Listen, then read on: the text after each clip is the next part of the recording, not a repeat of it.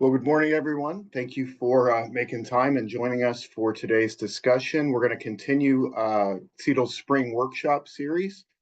Today, our facilitators are from the OIRE and are going to be leading us a session on grades and grading. So with that, I would like to turn it over to Dr. Bethany Alden Rivers and Ms. Rebecca Henderson. Thanks so much.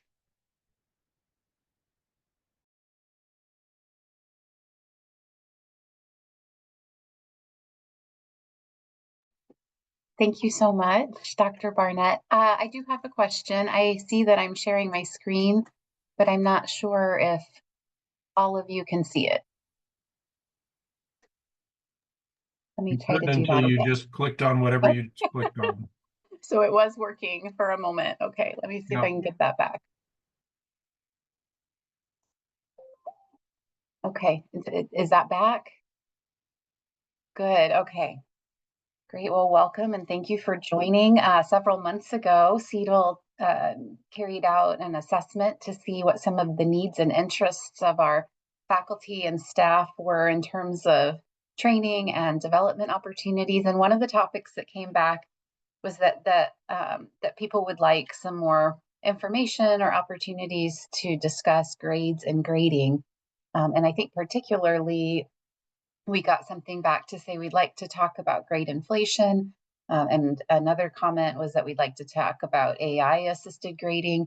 So Rebecca and I aren't sure how this particular group feels or where this particular group sees the need, but we put together what we think is a pretty general starting point for us. And then hopefully through the dialogue today, she and I will gain a better sense of where you may need support or additional information, and we can gather that for you.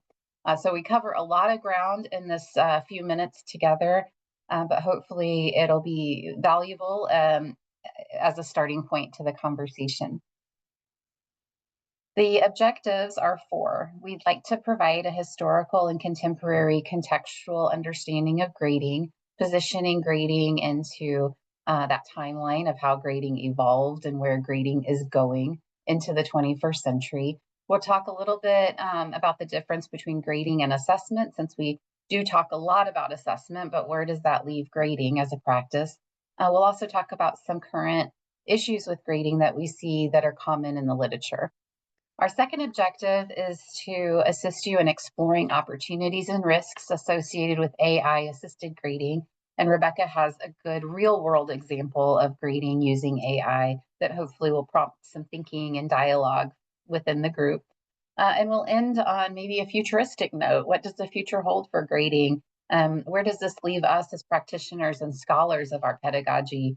And how do we move forward from here? So that's what we hope to cover in the minutes together. But we've built in some opportunities to reflect, to share, to learn from each other.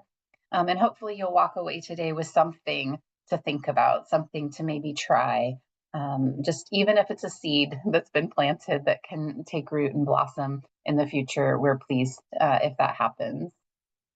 We will start with just a quick activity to get our brains going. This is a QR code that will take you to a Padlet.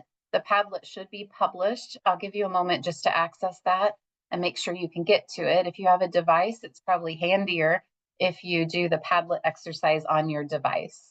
So I'll just give everyone a moment to get into that space.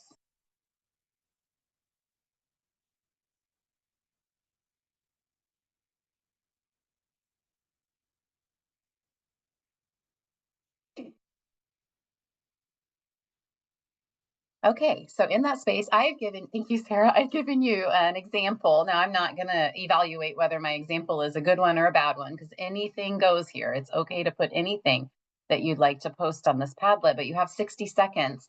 And my question this morning is, what makes an A an A? Okay, the time starts.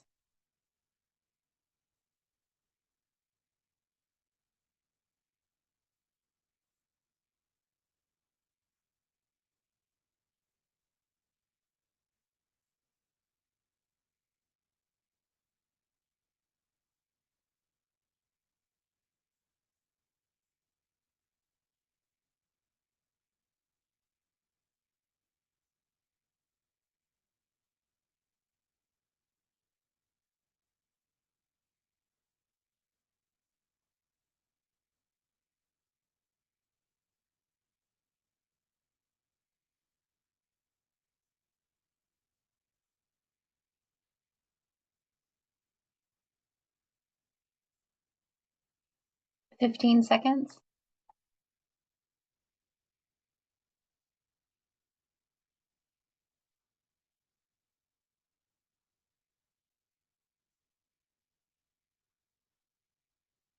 Okay, time. Well, thank you for that little brain activity. It's sometimes difficult to do on a Monday morning, at least it's morning my time.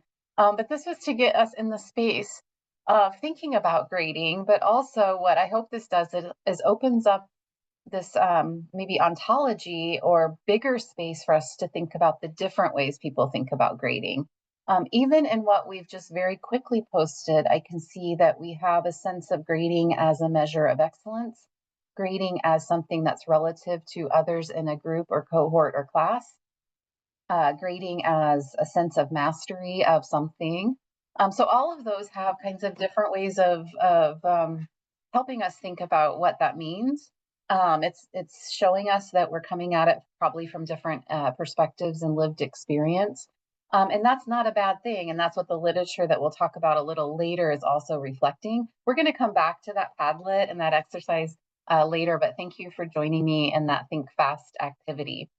Part 1 addresses objective 1 of our workshop today, and this is putting grading into context. Hopefully you find this interesting. I don't know how helpful it will end up being, but I think it helps us kind of see where grading fits within the bigger picture. We often talk about assessment more than we get together and talk about grading, but grading is something that we do probably more frequently than assessment in a lot of cases. Grading is the process of assigning a score or a letter grade to students' work. It focuses on performance on assignments, exams, or overall course achievement. We know this because students get a grade for their class. Their grade has points that lead to a grade point average. That's how our system here in the United States, at least, tends to work. We see a few institutions or organizations that might do things a little bit differently, and we'll talk about that in a moment. But predominantly speaking, we use that letter grade system. It often focuses on outcomes rather than the learning process. Grades provide a fairly standardized way to evaluate students' academic achievement. And when I say standardized, I don't necessarily mean normed, where a lot of graders are doing it the same way, but it gives us a scale, a framework, a way of thinking. And then ultimately, we know that the calculation of the GPA has currency. So assessment, on the other hand, is a broader process, a broader evaluation process. And so that's kind of hard to make that shift sometimes. When we talk about assessment, we're talking about how effective is the student learning experience? Are they developing the skills that they need to do the thing that you're preparing them to do? And how effective overall is the teaching and learning that's happening at an institution, in a program, on a course? And grading is part of that. So I find that helpful to think of it as grading being something that's subsumed by assessment as a much bigger, I would say, system. It's a set of processes that happen to evaluate that learning experience. It can include formative assessment, where it's giving students lots of opportunities to grasp ideas in different ways to demonstrate their understanding of new ideas or skills. And then assessment for learning, one of the cornerstones there is that there's a lot of feedback. There's a lot of stuff coming back from the instructor or whoever's leading or facilitating that learning experience to help the student, both in terms of knowledge, but also in terms of metacognition, develop as a learner. And then the goal of assessment is also to inform instructional improvements. And we talk about that a lot because we use assessment in terms of program assessment, where we're looking for what's your action plan? What did you really learn from all of this? And what are you going to do in between assessments? So we talk about it in the spirit of continuous improvement. So these are the differences. They're not totally different. We can see that they're related, but it's kind of nice, I think, to think about them in this way. Here's just a very quick example that I know a lot of you will already get. You know, I think everyone on this call has a very sharp sense of this, but a grading example is assigning a percentage or letter grade to a student's research paper. The assessment example, though, is stepping back analyzing the common weaknesses in students' research papers, for example, for the purpose of adjusting future instruction, maybe the rubric, maybe the writing prompt, to ensure that students develop stronger research skills. So you can see that one is more zoomed out and one is more zoomed in. And that's a helpful way to think about it as well. How did we get here? How did we get an A through F letter grading system? This hopefully is just interesting more than anything. From antiquity through the Middle Ages, maybe a little bit beyond, there was more of a demonstrated proficiency or mastery of something, a skill, a trade, maybe an area of knowledge. There weren't formal grades, but there were things like oral exams, apprenticeships, mastery-based systems. In the early 18th century, we start to see a shift with major institutions at that time, the University of Cambridge and Yale University, trying to group students into categories. And we have, in the very early 18th century, examples of a category of best and a category of lower.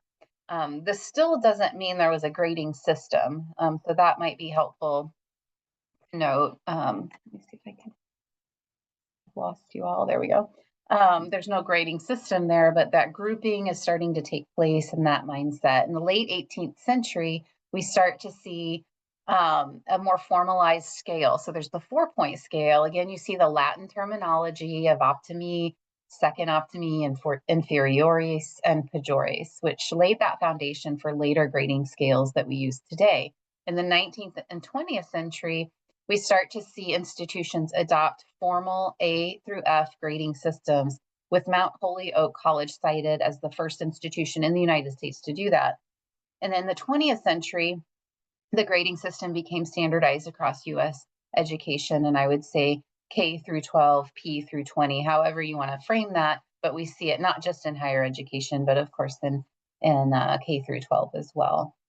So that's a little bit of that landscape, which does make us think, okay, this grading system that we use now is relatively recent when we think back in time and how it originated.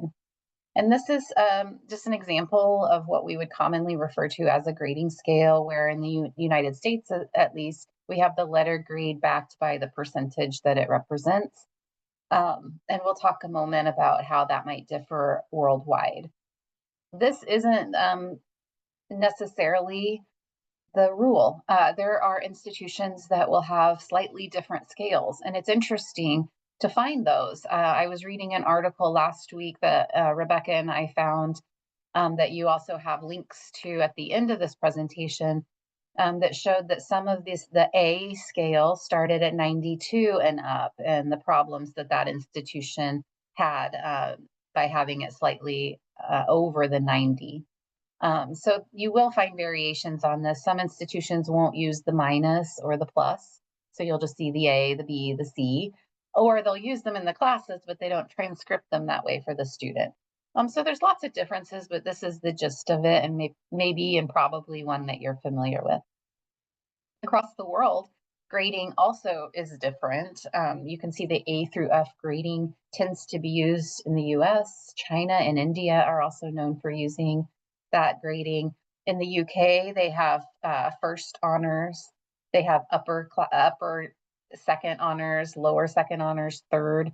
So you start to see a whole different scale there. In Germany and Russia, they have a 1 to 5 scale. In Germany, the 1 is better. In Russia, the 5 is better. So again, there's the difference. France, I was reading, I don't know from experience, but was reading that they use a 0 to 20 scale often, and in Japan, a 0 to 100 scale. So that just points out some of the differences. And also just to acknowledge that what we're talking about today kind of has a US bias to it, or US centricity to it. So there are all of these other practices across the world that are nice. It's nice to be aware of those as well. So this is a century-old debate, though. Is grading effective? Does grading work? Is there an alternative to grading? And in the 1900s, when we really start to see that grading scale adopted across the United States, we also start to see a lot of written critique. You can see on one side this book cover of Finkelstein, The Marking System in Theory and Practice. If you read the literature on debates around grading, this is commonly cited as someone who was thinking very early in the adoption of the grading system here in the United States. You can see the quote or the information in 1911. An observer at the University of Missouri wrote that the grade has, in more than one sense, a cash value. And if there's no uniformity of grading in an institution, this means directly that values are stolen from some and undeservedly presented to others. So that's an interesting thought. And then you can see from Belbin in 1918 that the system of academic grading and credit resistlessly bends more and more of current instruction to it rather than the other way around. So lots of thinking happening is the main point there, but we still have this system. And there are a lot of issues with the grading system highlighted in the literature. So something that we've been very used to, I would assume, in our upbringings, having grades, and now our practice as educators in grading. So it's interesting to have something that we use on a daily basis and as part of our normal, having all of these problematic features as well. More than anything, I think Rebecca and I would just like us to be aware of what some of these are. We can talk a little bit more at the end. We think we'll have some time to do that if there's any that you'd like to dive into or know more about. But there is a sense that with grading, there's a focus on the grades, how to achieve the grade, and maybe less of a focus on the learning. So that's one piece, and that might be something for us to mull on, particularly with adult learning, where that may just manifest a little differently than with children. Grades in the literature is also something that we see as influencing a fear of failure or even demotivation from receiving lower grades frequently over a period of time. There's also a lot of research being done into the implicit bias that we as instructors bring into our grading practice. These are things we're not even really aware of that we do. Maybe it's someone's style of writing, or maybe their grammar style is off-putting to you. And, all of these things we're processing as humans as we do this other process of grading. So there is some bias there. The literature does point out that as much as we hear grading is the subjective thing, there's so much subjectivity baked into it because we're humans, we're doing this work, we're creating the assessment, we're just using the scale, using our own interpretation, which means there's variability across instructors as well with grading. And this is probably more problematic when you have instructors working closely together, teaching multiple sections of the same class, maybe even using common assessments, where that variability will create variability in learning outcomes for students who are presumably supposed to be having a similar learning experience. So that's where that norming, that getting together as a group of faculty, talking to each other, deciding amongst each other, what does good look like? What does an A look like? Those are really important conversations to have. We see some literature and research emerging on the mental health impact of grades on students, that they are navigating a more competitive environment when they are working with grades. This may be more true if an instructor is grading on a curve, for example, which is a more relative way of grading, or where grades truly are high stakes, meaning you have to get the grade to do the next thing. Grades may not always capture all of the skills that we as educators or facilitators of the learning experience are wanting our students or participants to develop. So that's one thing to think about. If we're really wanting them to develop critical thinking skills or very effective writing skills, are we grading in a way that promotes and measures in some way those things, and not just the knowledge gained or the ability or the skill to do something. Some research suggests that grading is a one-time marker, which may not be maybe a long-lasting or a durable or a wholly reflective sense of someone's progress and learning and development. There are also indications of socioeconomic disparities, with some groups responding differently to grades and grading, or being less or more equipped to achieve certain grades. And I can't move my screen see what the last one on the slide is. Can someone read it for me? Cultural differences. So this again has to do with how we grade and how different cultures respond to that grading. Grade inflation is one we talk about a lot. As educators, grade inflation means that over time, higher grades have been awarded usually without a corresponding rise in student achievement. So we then create this bubble or this inflated sense of how students are doing. And that truly means then in practice that the same level of performance from a student that once earned a lower grade now receives a higher grade. And so the way we see this happening is data that we look at over a longer period of time. Although our intuition and what we know just kind of anecdotally can also lead us to these hunches that this might be happening. Some of the causes of grade inflation include institutional pressures for students to achieve at a certain rate. I think sometimes student learning outcomes being linked to faculty performance can be part of those pressures. Also, student expectations and competition. We are working within a busy marketplace where students do have a lot of choices where they go. And grades and GPA and those things that are cited might really matter to some students. And therefore, that pressure might trickle down to the instructors to grade a certain way.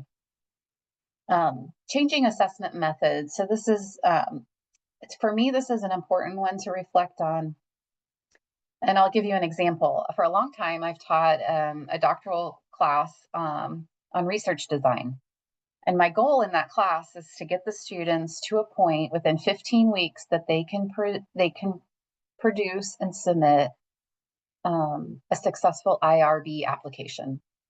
So what I tell them is this is an easy A. Turn in all your things roughly on time and get that IRB application ready, and you've met everything you need to meet to get an A in this class. So that would be difficult if there was a second section of that class with another instructor who brought in a whole other grading approach.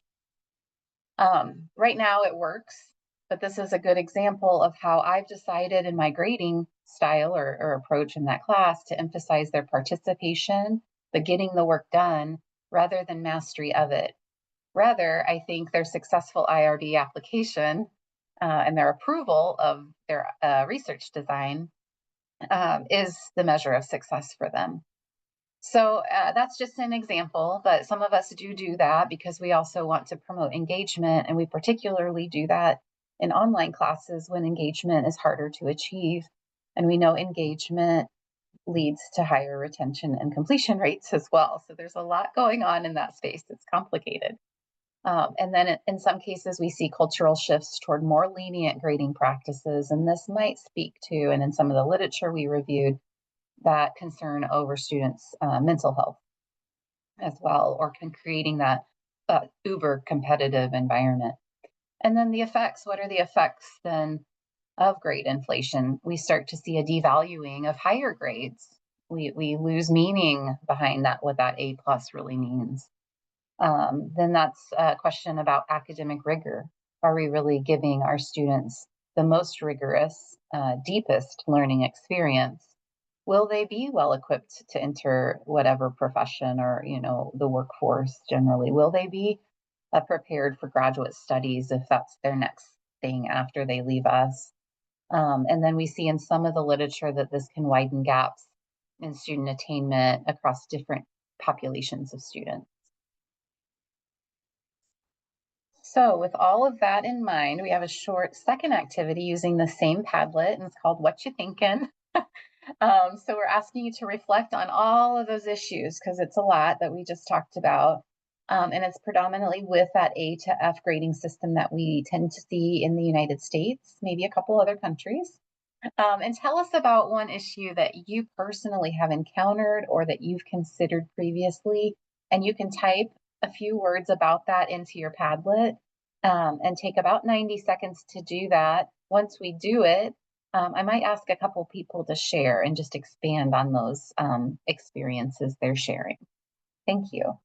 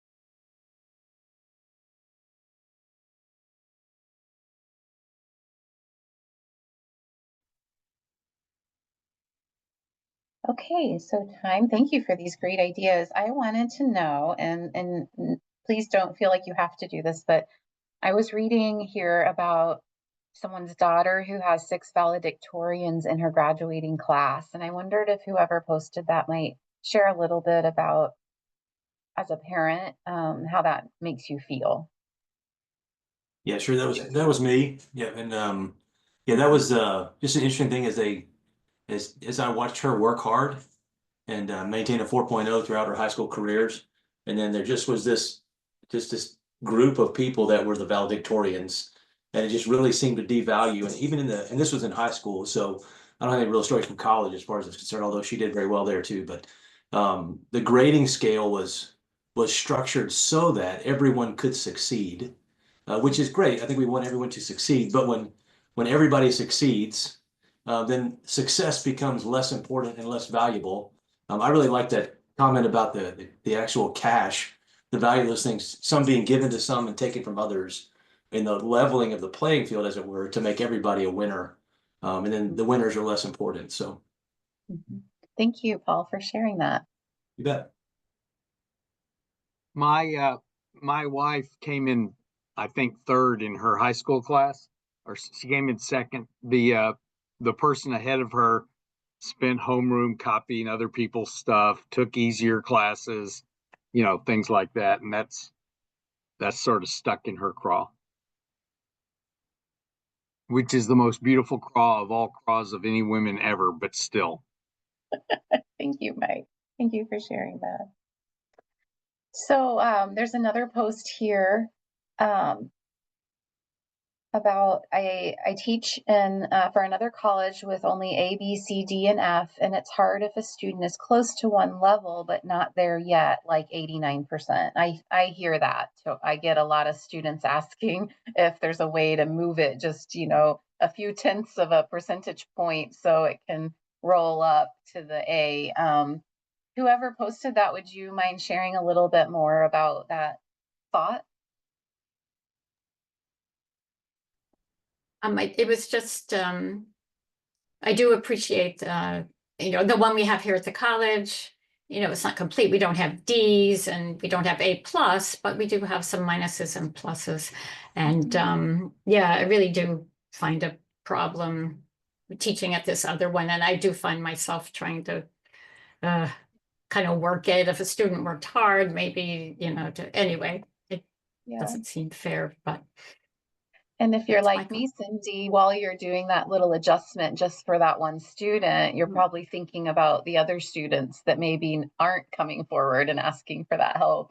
And that's what some of the literature points to in those kind of differences across groups of students. There are some groups that may not feel that confidence in coming and talking to their instructor about that extra few points.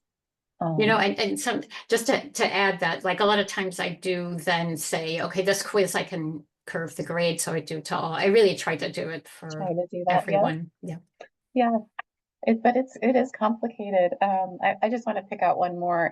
Here's one that's within our context. I feel that our MS program discussion questions are rigorous and engaging and push the students to a higher level of participation and performance.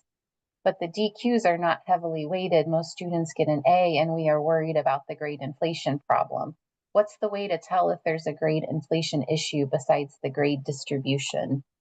Is that person comfortable sharing a little more about their thought? I'm that person. Yes. Dr. Sunder. I'm very comfortable sharing, and I'm asking a question really because this is me about my weak side, just asking you for help here. I don't understand what can be done because the general feeling inside the master's program is that it is a good program and students are very engaged, they are learning, and we can tell by day-to-day engagement with the students. We can easily tell if somebody is not learning because discussion posts will tell us immediately if this person is not there or using AI, whatever. We can tell.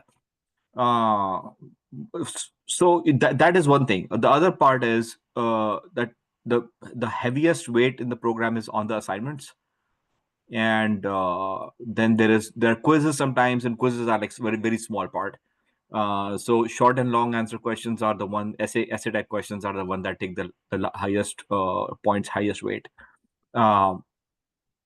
Most of students get A's, and I think why, because it's just assignments. Maybe they can find answers in the books or something. We are still struggling with this because we find that a lot of students get A's. It is not like the CFE program where it is more distributed. Like most students can get B's, a few get A's. It's not like that.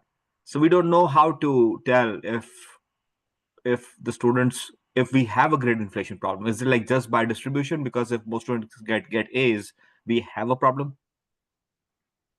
Well, that's a great question, and you might want to think about the goal for that learning activity. So if discussion questions are for engagement, or maybe in some institutions, they're used for attendance taking. So if they do the discussion post, they're counted in a present. I think once you think about what that goal is, you can maybe look at the problem a little differently. Okay. And if you see that the grade inflation is happening for the whole course after they do all of their learning activities, and you still see everyone's getting an A and you don't think that feels right, then you could try what some do, and that's the grading on the curve, where you force the distribution. And there are a few other techniques too, but I think the main thing is to identify what is the goal you're trying to achieve with the discussion questions. Is it a good practice to make the exams really hard and then curve it up later on? Curve it Exams. later. Yeah. Oh, So I mean, gotcha. yeah, if Mhm. most of the people can't really, I mean, because we can do that. I mean, we can make exams, assignments really hard in some ways that. But point is, I still feel like, but this is my view, and I've noticed that most of the classes are really good.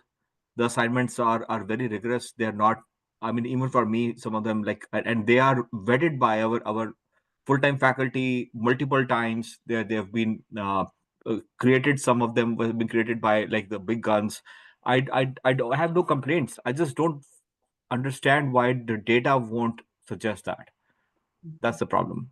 Mhm. I wonder if it's something I struggle. I just got done teaching a course, and I'm wondering if our rubrics aren't doing a good enough job, Maybe, yeah.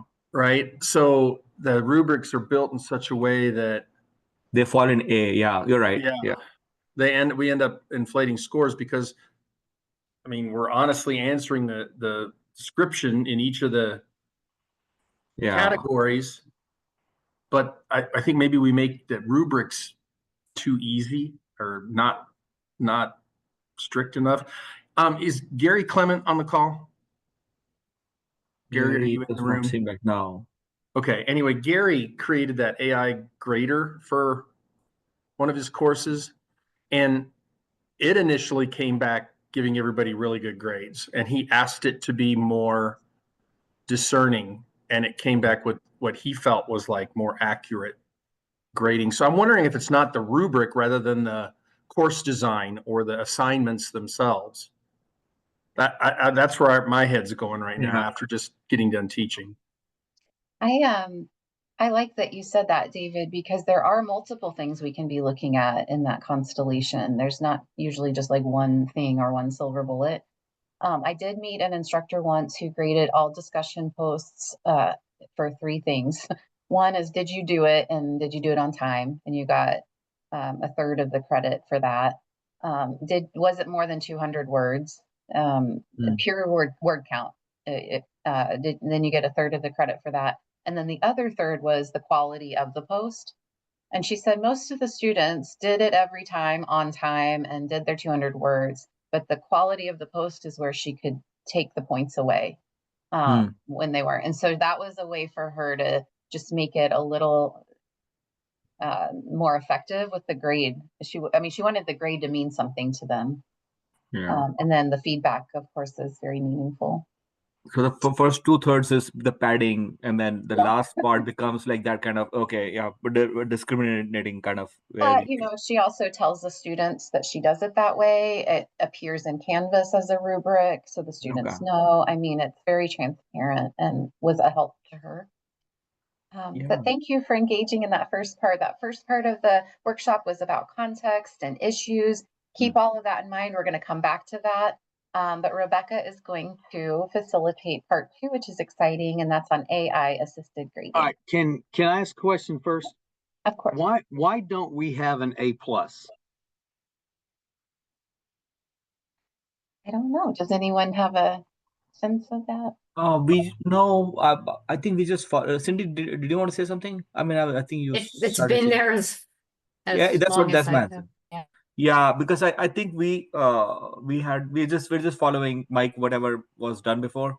Nobody wants to change it at this point because then it's all logistics to change things. Because you change it here, then you have to change it everywhere in the system. So Yeah, that's but why. I mean, are we hurting our students who are trying to go on to a doctorate? I mean- No, It's Dr. GPA. Oliver, It's that's a good GPA. question. No, Yeah, but I you mean, still have there's- a GPA. That's The- what you the- base it on, not on. Yeah, their final thing for transcript will have the GPA. That's correct. Yeah. But so do you get a 4 for an A-, an A, or an A+? No, we don't Yes. have A minus A and A plus, right? Do we? We have A, B, We C. have A- and A. I mean, does an A- give you a 4? Maybe some, I don't know, we'd have to ask Ashley. It's Yeah, interesting. I mean, Like that. it seems like if the other, if the doctoral programs are looking for that, then I mean, there's a huge difference between somebody who got a 98 or a 99 and somebody who got a 93.1. Yeah, score is one thing, Mike, I think, but if we are worried about doctoral students in the future, I think we should have a place here for them to write papers. I mean, if they have at least one submission before they apply to a doctoral program, that really helps. So they're looking for your scholarly work and so more than anything. So if you have a 3.8 or a 4.0, that won't matter as much as at that point. Like if you for a student who has a publication versus who does not have a publication. So that would matter. But So I the think GP, I'm sorry. Yeah, go ahead, Cindy. The GPA is on the number grade, not on the letter grade.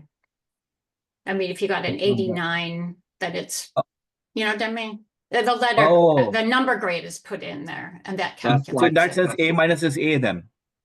Yeah, it's not like, That's You know, what that's 93 what through- Mike is asking. Yeah. Okay. I mean, plus if somebody's, looking for a job or something, I went through I have my master's and my GPA was X.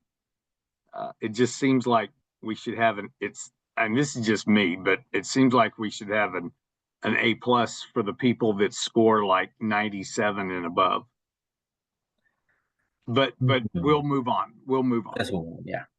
No, that's a But, good point. I'm Might help the always honor excited to hear society. Rebecca talk. Oh, yeah, that honor society thing. That's a great idea. Yeah, that's a good idea. Okay, over to you, Rebecca. Thank you.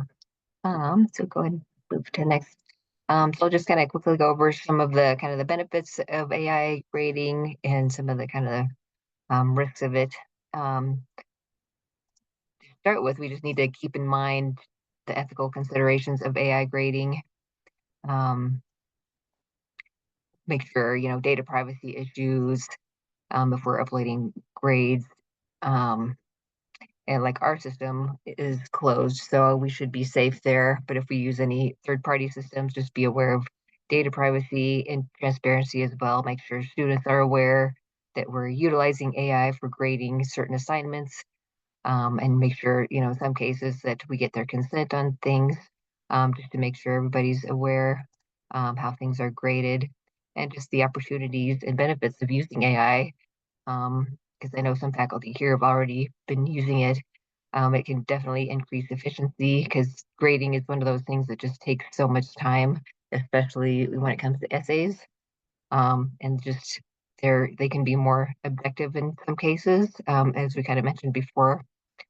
Human bias can play into things, and the AI doesn't get tired or fatigued as they're going through their 10th paper versus the first one.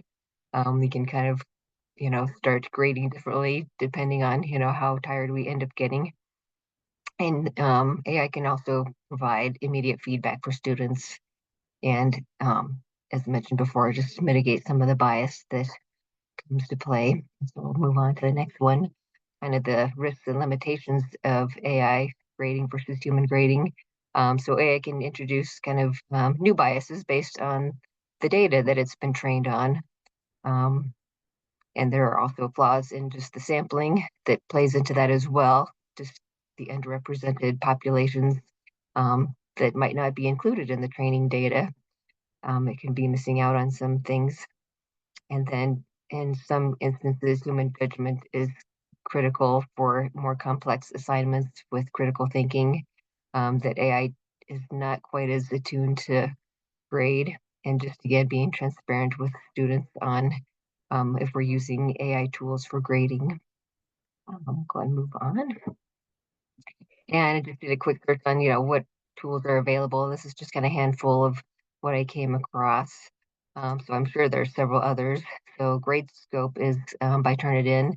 And so this can handle various assignment types, including it mentioned handwritten work, which I thought was really interesting. So I'm not sure, how that works. It can fill in the blank and kind of free response questions. And then Easy Grader is focused, or essay grader, focused on essay grading. So that's one of those that can really reduce time on grading the essays, feeding in custom rubrics, plagiarism detection, that sort of thing works with that. CoGrader's another one, just providing consistent feedback. And this one integrates with, LMS systems like Canvas and Google Classroom and can provide some class analytics. Marker provides detailed feedback on kind of more complex assignments, it says. So that might be more essay related type of things. And then some of these I think are geared more towards the K through 12. There was Kangaroo's AI, works on essay grading as well and can do some bulk uploads. And then the Turnitin Feedback Studio, known for the plagiarism detection. And I know the college has used Turnitin for that part of our assignments. And then Magic School AI is also a K through 12 typically, but it's got some grading tools in it as well. So those are just a few third-party options. Then some capabilities of AI tools. They can do, the essays, fill in the blank, free response, and are really good at kind of the detecting plagiarism, and then they can provide immediate feedback to students. So those are some of the benefits that AI presents. So this was an interesting kind of case study that presentation I attended at the Assessment Institute. So they went into some specific examples of how they used AI grading in different classrooms. So they had their own proprietary generative AI tool. And so their goal was to determine if humans and AI assess in the same way or if there was a difference between how things were graded. So they had 3 different courses that they used AI versus human testing and used a matched pairs t-test and correlation to analyze the results of those. And so for their human grading, they had 3 different faculty grade the assignments to verify the results of those grades. And then they had those same assignments graded by the AI tool. So I'll go on into each one a little bit more to show the results that they had. So their first class was a computer coding class. So this one, the assignment was practicing computer coding and scripts with Python. And so they're smaller sample sizes. So they had a sample size of 24, but in this one they had, no significant difference in the means and a very strong correlation. So the human and AI grading on this one was very similar. So the types of assignments tended to make a difference. And then the second one here, they had a sample size of 55. And this was a assignment where they had to demonstrate their knowledge of socially responsible business practices. So I think they had more like short answer questions that they had to answer. And so this one did have a significant difference in the means between the human graders and the AI grading. and a moderately high correlation on this one. And then their third case study was for an animal behavior lab. So this was practice writing, scientific writing and data analysis in their lab. And so this one had a very significant difference in the means between the human and AI grading and a weak correlation. Some of the results, I'll move on, kind of what they benefited from looking at this is their big thing, which we kind of brought up earlier, is this really helped them in creating the rubrics, because they found that some of the issues fell that their rubrics were very general. So for example, they would say, well, the student had very few errors in this assignment, and they needed to specify for the, the AI to determine, well, what does the AI interpret as very few? So they had to make the rubrics much more specific of, 1 to 3 errors to receive, this score. So this also helped, clarify for students what was expected of them and be more specific in the grading prompts. So in one instance with the paper grading, the AI was grading on, here's the punctuation issues, where what they really wanted to learn was, are the students grasping the concepts, as they write the paper, and it's not just, are they grammatically correct? So this really kind of helped them fine tune their rubrics and how they were prompting the AIs to grade. So that was kind of the interesting things that they learned. Pass it on to Bethany to go on the future of grading. Thank you. Get you all back. Okay, so the last section for today, we're calling it the future of grading, just a little bit of a preview into what some of the very contemporary discourses around the practice of grading. And when we think about that, we can think back to our original kind of prompt was, what makes an A an A? Now, we had a lot of things in the Padlet that you all noted, and then I pulled out some things from the literature that Rebecca and I reviewed to create this workshop. And what we see is there are a lot of different thoughts about what makes an A an A. And we also have multiple stances on using letter grades and grade inflation. You can see the bullets near the bottom. There's a body of thinkers that think we have too many A's. Another body that thinks we need more A's.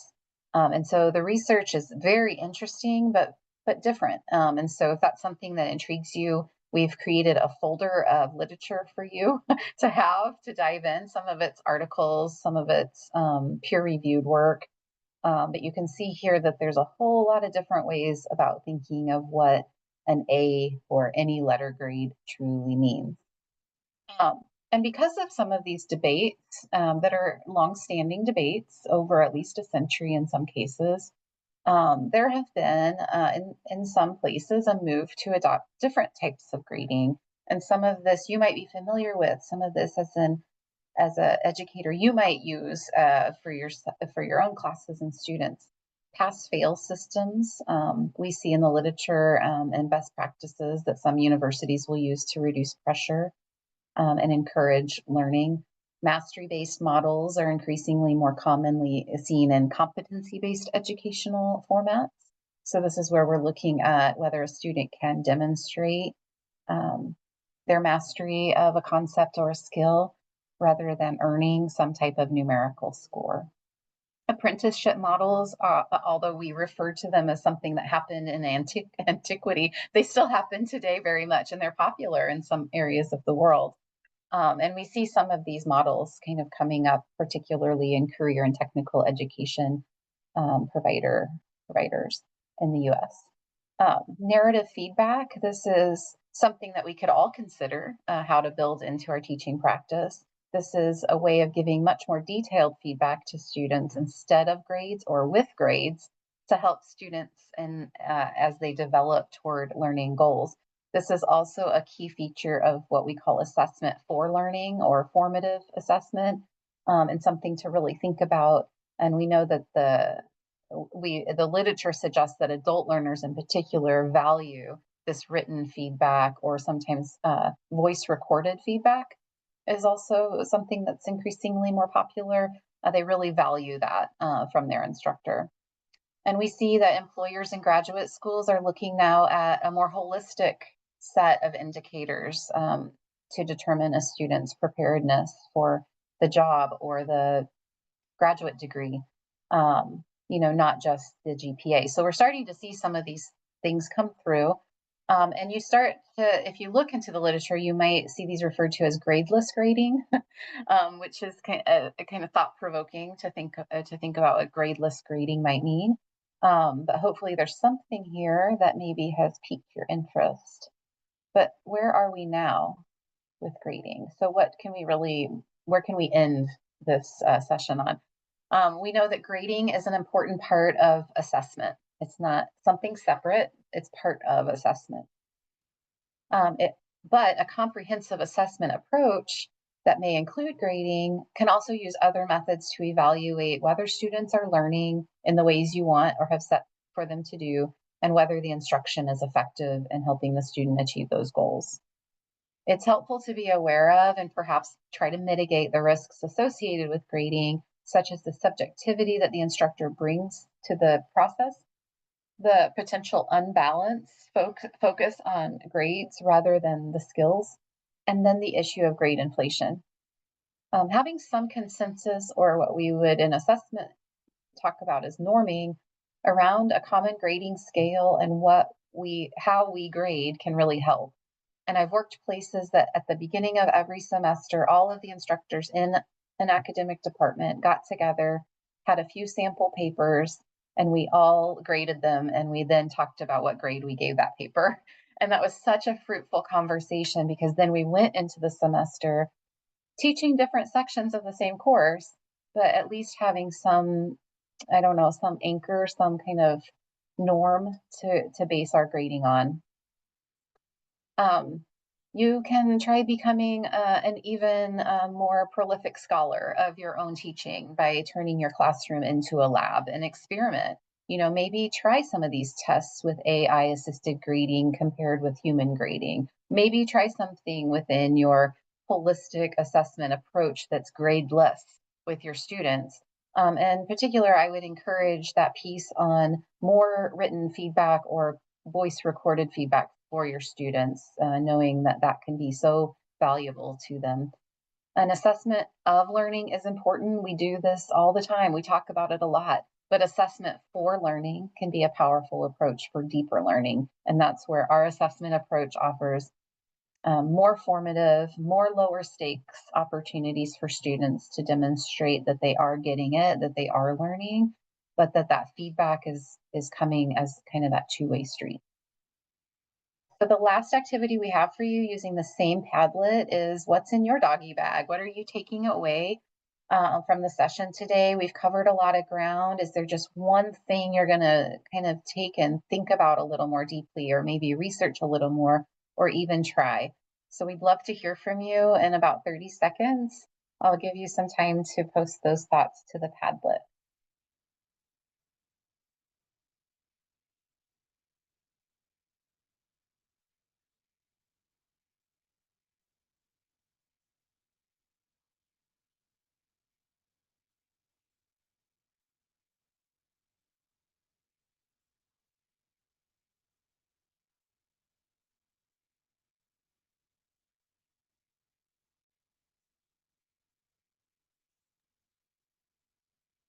And Bethany, I think Dr. Sarah has her hand raised. Oh, good. I can't see any of you, so that's helpful. Thank you.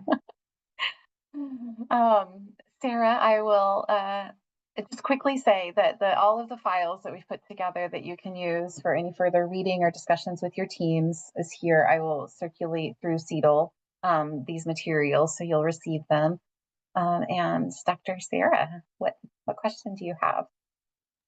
I just wanted to make a comment on one of your slides. Rebecca was presenting on grading and AI. And I just wanted to mention that when I went to that conference in Illinois, I just picked up loads and loads of off the shelf grading, including a Chrome extension that you just put on your bar there. And it'll grade students' assignments for you.